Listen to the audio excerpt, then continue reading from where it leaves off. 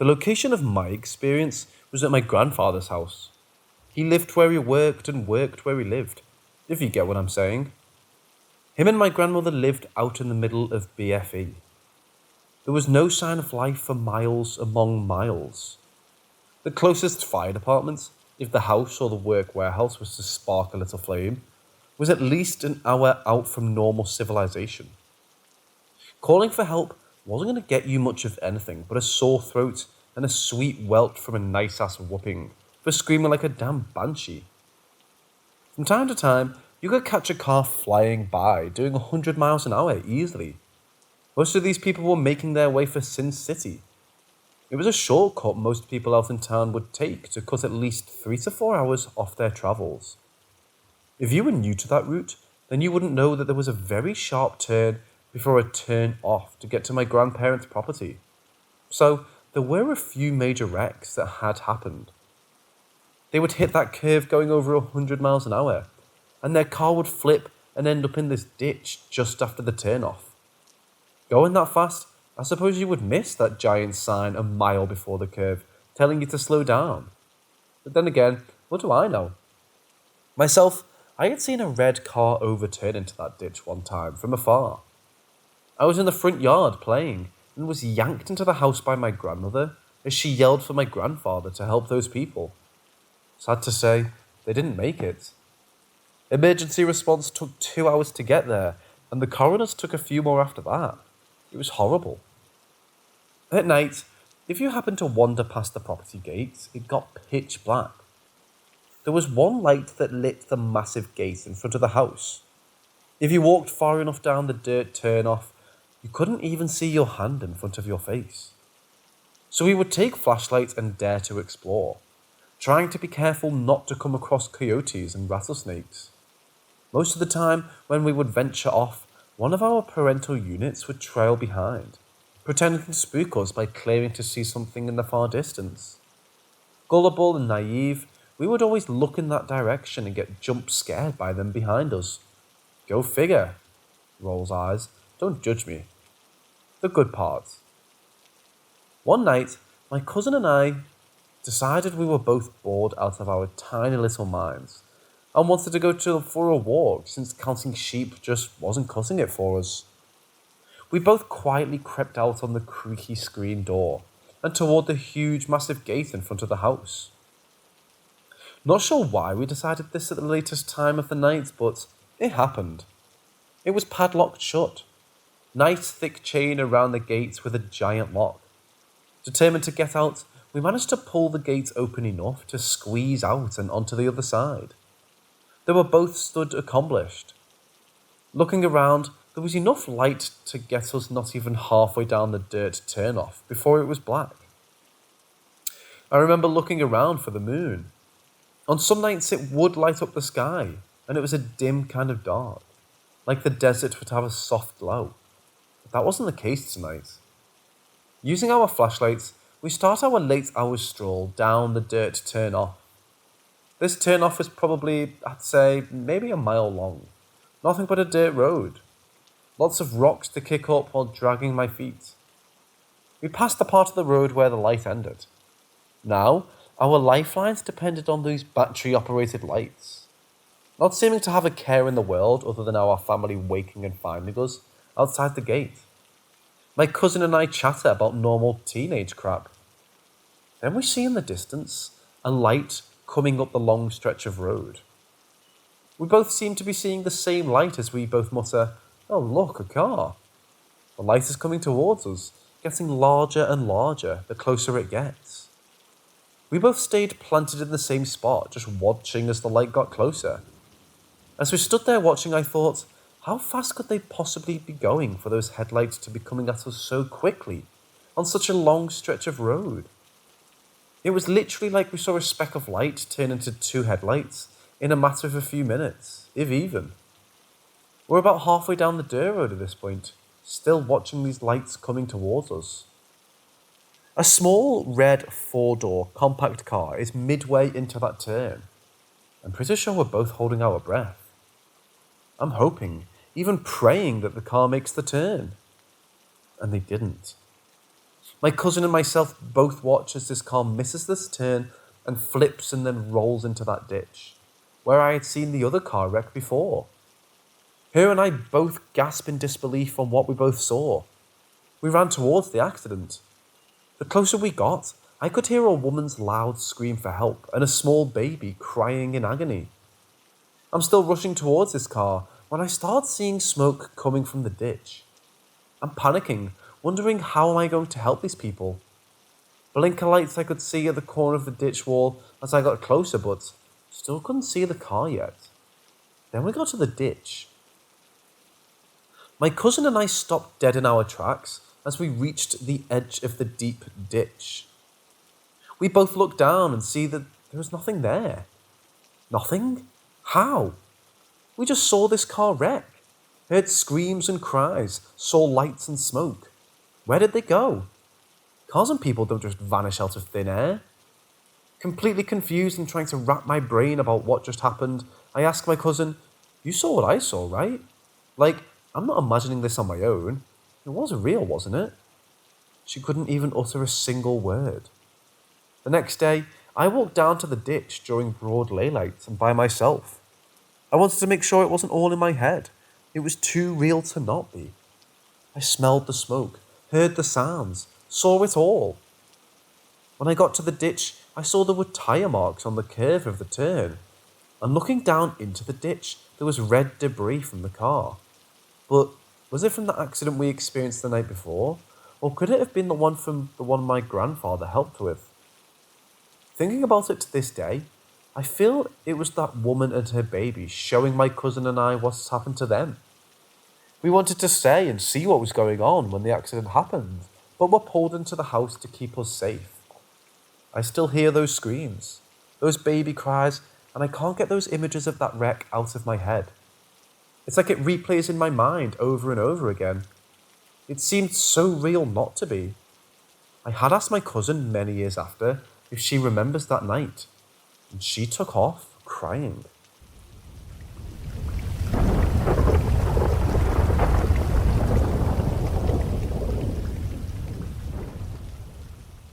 For context, I was about 9 or 10 and incredibly interested in ghosts.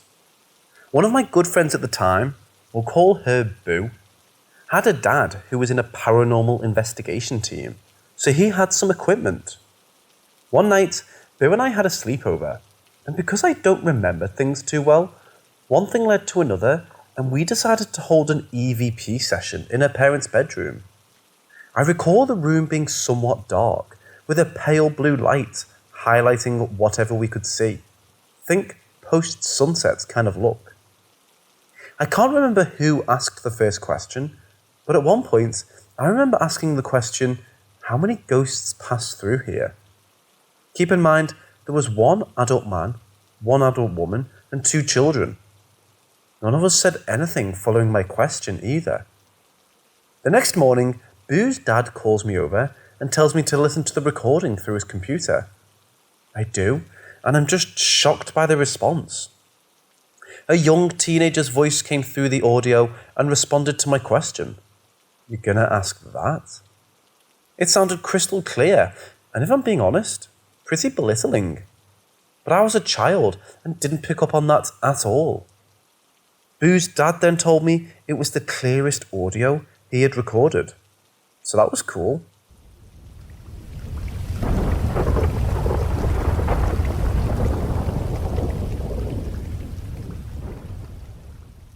I used to live in this house with my mum and dad from when I was born to about age 5.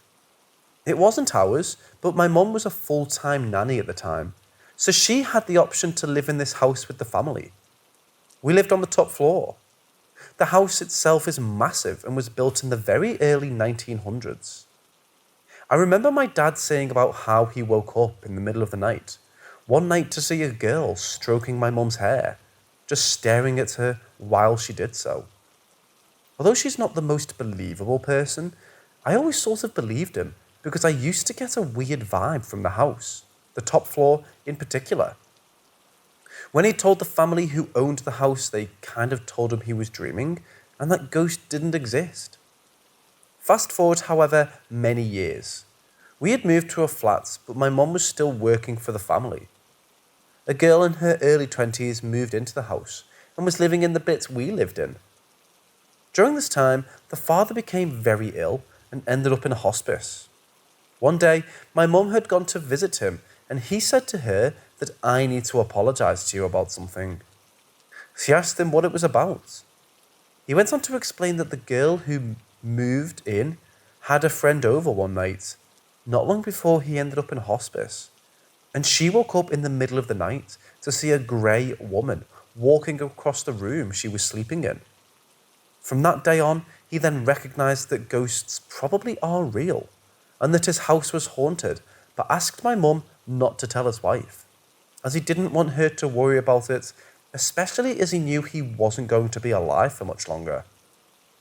My mum didn't tell me this until a few years after he passed away, and I was quite shocked, to be honest, and started to believe that my dad had said for years a lot more. Fast forward to 2021 now, and my mum had moved into a house with her boyfriend and my sister.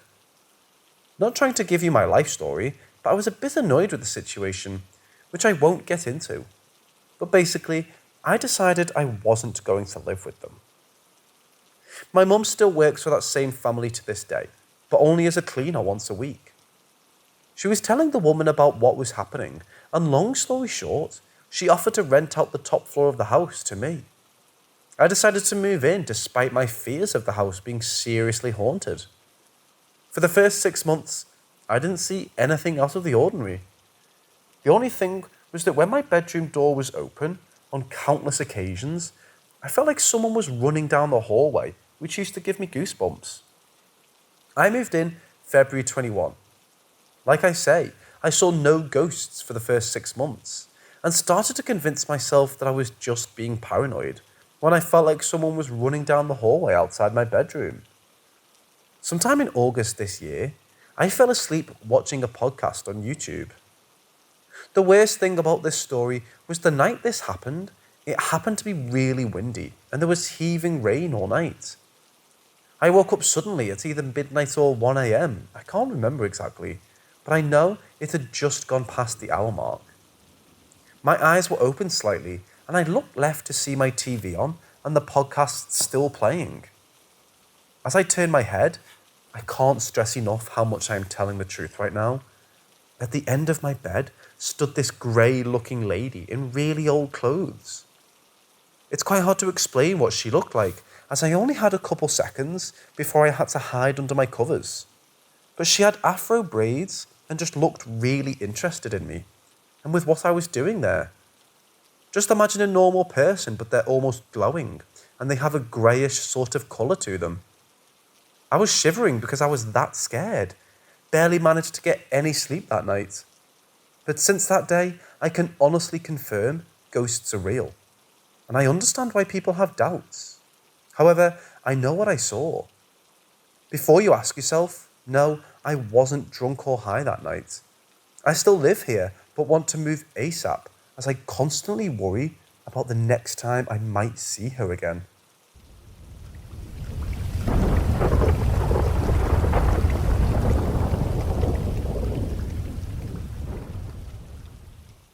It was around 2:10 last night, and I just finished doing an essay for my college class.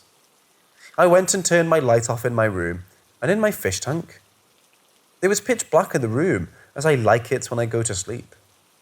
I turned on my music and sleep timer to shut the music off in 50 minutes. That's important to keep track of time in the story. I remember laying down and closing my eyes facing the wall. I woke up feeling something was strange. Enough time passed to where the music had turned off. I sat up and grabbed my phone, turning on the flashlight, looking around my room. I woke up and genuinely felt like something or someone was in my room. I saw nothing and turned the flashlight off and put the music and sleeper time on again. Laying back down and facing the wall again. It was not 5 minutes later when I felt something literally sit on the bed next to me. I stilled and kept my eyes closed, just thinking if this was real or not. It really felt like something was sitting next to me, because I felt my body lean in that direction. It was a strange sense of calmness I felt from it, and when I moved a little, I felt the weight leave. This is almost a month after my dog, who was literally my only friend of 4 years, died. I've been slowly getting used to sleeping alone at night, and this experience really woke me. I felt so safe and comforted by the presence that I was sad when it left. I'm an atheist and don't believe in any higher presence, so this was a strange experience for me. I just felt like sharing this to people.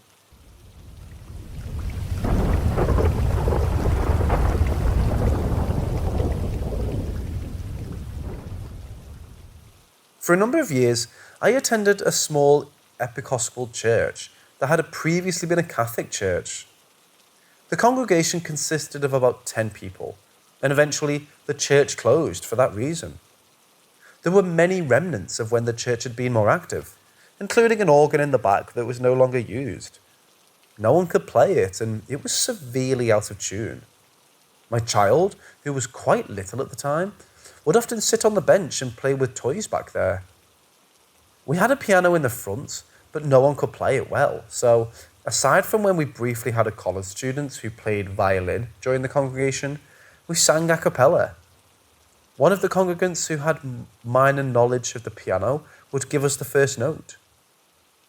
We only had a priest join us once a month, otherwise it was congregant-led. Usually, I entered through the back door of the kitchen, where the parking lot was, and then walked into the front chapel part of the church. However, one day I was running late and the parking in the back was full. Although there were only a handful of us, there was also only a couple of parking spots. And so if you came late, sometimes they would be full and you would have to park on the street out front. So that day, I walked in the front door. As I walked in, I looked to the side and noticed we had a new organist. She was a middle-aged blonde woman with big hair that looked like she had gotten her hairstyle stuck somewhere in the late 1980s. She was poised and ready to play the organ and was wearing what looked to be a choir gown. I thought this was very interesting because I knew A, we really didn't have the finances for an organist, so this woman must be someone's friend or family member, and B, I didn't even think that organ worked. I sat down in the pew with my kiddo, keeping them in the seat to avoid a preschooler wandering over to bother the organist, and waited for the music to begin. To my surprise, the guy who usually gave us the first note on the piano did so, and everyone began to sing the opening hymn a cappella, as usual.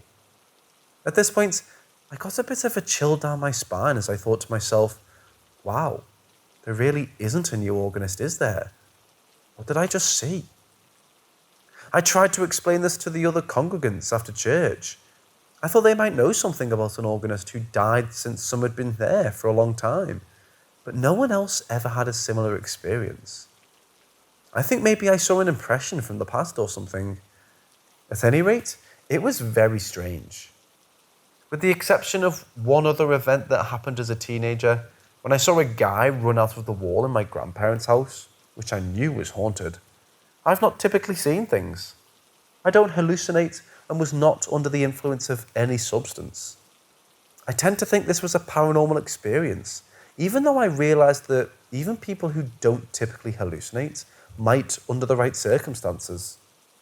Nothing seemed odd about her other than the fact that she was there. She just looked like an ordinary woman, albeit with a dated hairdo, sitting at the organ.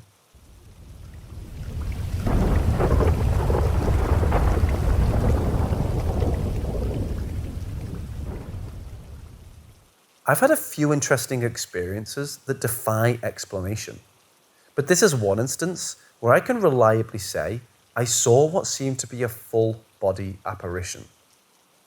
I was a teenager at the time and visiting my grandparents.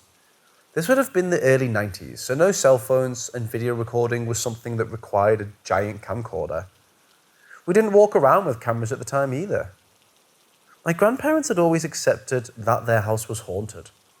They were both Latin American, my grandfather being from Honduras and my grandmother from Puerto Rico. And I've always said that as Latinos, we have a different relationship with the paranormal, more of a relaxed acceptance of it as just something that is. There were plenty of odd noises and places that felt strange in their house, but I was used to it. They had lived there since I was 8 or so, and I visited them regularly. However, prior to this incident, I had never actually seen anything tangible. That day, we had arrived and settled into our rooms for a few days' stay. And briefly socialising with everyone downstairs, I decided to go upstairs to my room in that house to be by myself for a while. At the top of the stairs, you could see a room at the end of the hall, that one of my parents usually slept in. We called rooms in that house by the colours the walls were painted, so that was the blue room. Well, I get to the top of the stairs, and as the blue room comes into full view with the door open wide, I see a man with brown hair in a blue jogging suit run out of the wall in an instant, kind of like the Flash. I froze at the top of the stairs. I didn't speak. I just stared and blinked and thought, did I really just see that? Mind you, I've never hallucinated before or since, and at that time in my life, around 15 or 16, I'd never tried a substance other than alcohol. I was well rested and not impaired in any way. I turned around and went downstairs. I decided to share with my grandparents what I had just seen. My grandfather just smiled and said, "Oh, that's the man who used to own the house. He's still here, but he's peaceful, because we take good care of his house." The guy who had lived there before them had passed away prior to them moving in. He was a doctor and from all accounts, a decent guy. And in case you're wondering, yes, the man had been a runner.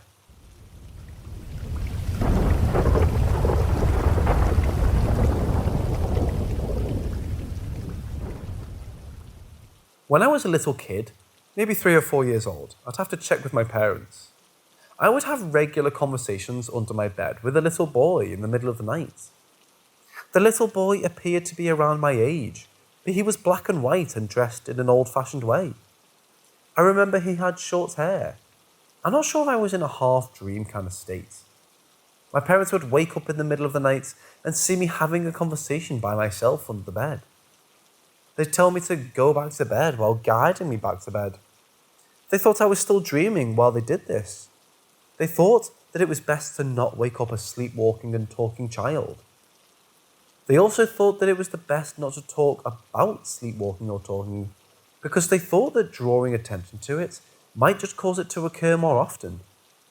Anyway, the conversations occurred on a regular basis. Years and years later, I asked my parents about it. They told me they thought I was just sleep talking and walking. They were shocked by my recollection. The little boy's personality was rather unusual and somewhat intriguing. At times he was like a friend, sweet and charming and fun to talk to. In this state, I was eager to talk with him. Other times, he had a sinister way about him that was somewhat threatening and intimidating. He always urged me to not tell my parents about our conversations. I'd also have recurring nightmares where I'd have to save my parents or grandparents from an evil entity that was connected to the little boy somehow. One distinct recurring nightmare went as follows. My parents, paternal grandparents and I were living in a creepy-looking mansion. Everything was in shades of grey, including us. There were peculiar things that would have been happening around the mansion, objects appearing in places where they hadn't been left, etc. An evil entity would kill my paternal grandpa first, and then my paternal grandma. The deaths were not graphic. It was more like a single tap from the entity would suck the life from someone. My grandpa was killed first in his sleep. I remember seeing a black, smoky shadow reach him in his bed. My grandma later caught on to the activities of the evil in the mansion and went to warn everyone. She was successful in warning my mom, but unfortunately, the evil entity manifested itself as the little boy and bit her hand. Once in a while, she passed away. My mom grabbed my dad and I, and we rushed out of that mansion as quickly as possible. That's how the dream ended. I kept telling my dad about this dream because it bothered me a lot. The next recurring dream? This dream only occurred at my maternal grandma's house.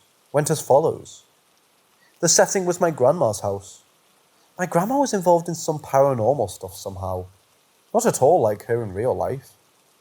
The little boy captured my parents, who were dressed in their wedding attire for some reason. I had to go on a quiet and a quest involving finding different objects, a rose garden maze with statues of soldiers, and a green portal in order to save my parents. My grandma guided me somehow. There was a time limit. I'd always just about reach my parents as the time was nearing its end, when I'd wake up just before seeing the conclusion.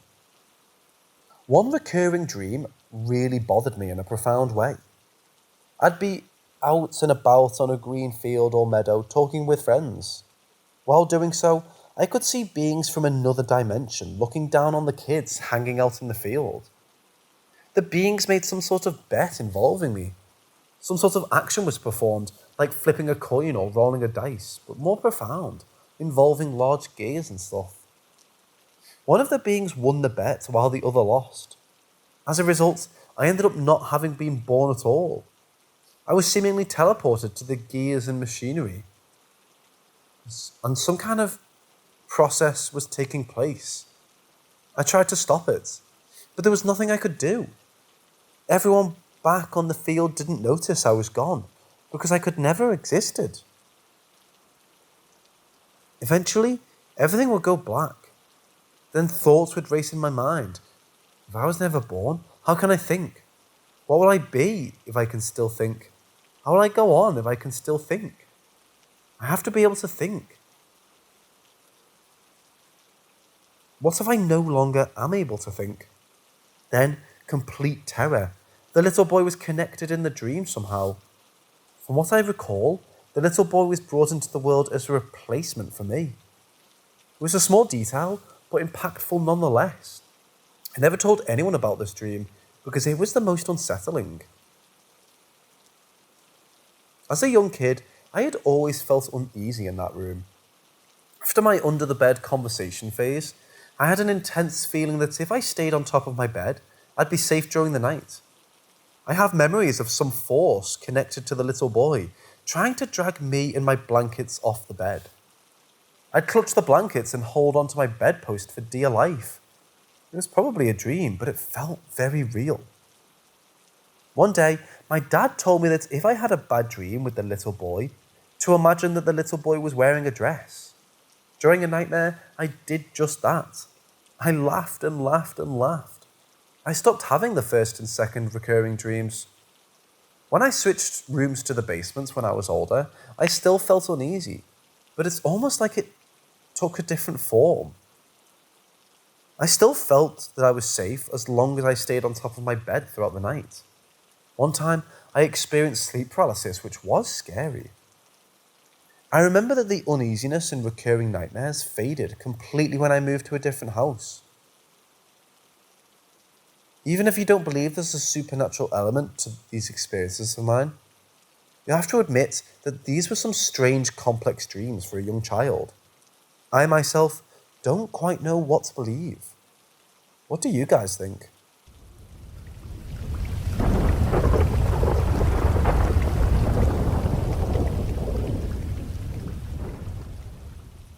I was visiting my grandmother's house up in the cold northern Norway. I've always had weird feelings while staying there. Always felt like I was being watched at all times. A constant feeling of unease. Especially on the second floor where me and my little sister were staying. Upstairs is 2 rooms. I slept in the room closest to the staircase, and my sister had the adjacent room. The house is fairly old and it's rather noisy. Often getting woken up at night by my sister walking past my room to go to the bathroom, which is downstairs. My grandmother has struggled for a long time with her sleep. She always wakes up at 3 a.m. every night. She's claimed there is activity around the house. The classic doors opening and closing, sounds of footsteps, and the feeling that you are not alone. It was around 2 or 3 a.m. and I couldn't fall asleep. Was basically rolling around in my bed and ended up laying in bed staring at the wall. The room started feeling much colder than usual, and something that happened next still gives me chills to this day. I heard a loud, raspy breath right behind me, like someone was laying in bed right behind me, breathing heavily. I'll try to describe what it sounded like. It sounded like someone who was like very sick and struggling to breathe. I felt air brush over the back of my neck and I completely froze. I was terrified. The breathing lasted for several seconds, but it felt like forever. I started to count to 5 before I would turn around to see if anything was behind me. And nothing. The room was left in an eerie silence. My heart was pounding so fast and hard, it felt like it was going to jump out of my throat. And I was staring at the door, almost like expecting it to open. And it did, while staring at the door. I see the door handle go down slowly, and the door creaking open. It's hard for me to explain what I felt at that moment, but it was overwhelming. I managed to leap out of bed and move out in the hallway to try and find an explanation of what happened, but I saw nothing, heard nothing. The windows were all closed, so I couldn't find any explanation of what happened. I feel like I sat in the bed for days, but it was only a few hours. When morning finally arrived, I went downstairs and sat myself down in the living room. My sister and grandmother were in the kitchen, and I overheard my sister telling my grandmother something. Around 2 to 3 a.m., she was woken up by loud, raspy breathing in her room. When I overheard that, it gave me chills to the bones and made me feel even more terrified. My sister and I used to visit my grandmother every year, but it's been a fairly long time since I managed to get myself to visit my grandma again. This event happened when I was 16 years old and I'm 24 now. Can't take myself to go back there just yet, but I'm planning to go there next year. My grandmother is having a hard time lately, so hopefully I can visit her before it's too late. Maybe I'll get new experiences to write about when I go back there.